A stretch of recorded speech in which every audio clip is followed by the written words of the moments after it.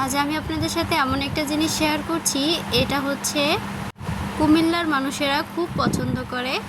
তো পেঁপে দিয়ে হচ্ছে তেঁতুল মাখা বা তেঁতুল দিয়ে পেঁপে মাখা অসাধারণ একটা খাবার।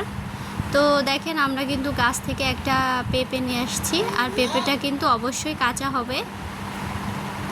আর এটা কিন্তু আমার একটা ভাবি আমাদেরকে বানিয়ে শিখিয়েছে, এভাবে খেতে হয়। ওনাদের বাসা আর কি ওইখানেই, কুমিল্লাতে। তো যাই হোক, দেখতে থাকেন। আমরা কিন্তু এটাকে ভালো করে কেটে তারপরে কিন্তু রেখে দিলাম। এখন এটাকে ধুয়ে আমরা কিন্তু একদম ছোট ছোট করে এটাকে কেটে নিব। আর যারা আগে খেয়েছেন তারা তো জানেনই, বিশ্বাস করেন অসাধারণ একটা খাবার। কি বলবো, আপনারা যদি একবার এটা তাহলে বারবারই খেতে মন চাইবে।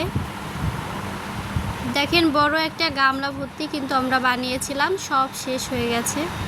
তো দেখেন, আমি কিন্তু এটাকে একদম পাতলা পাতলা করে কেটে নিয়েছি।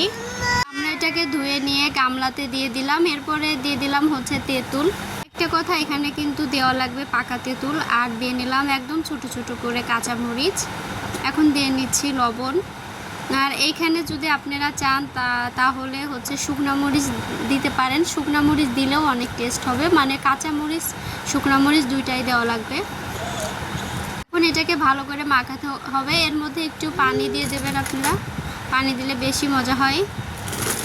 মাখাচ্ছে কিন্তু আমার ভাবি।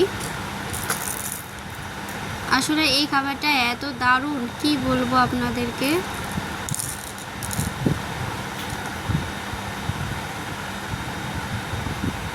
দেখেই মনে হচ্ছে অনেক টেস্ট হবে।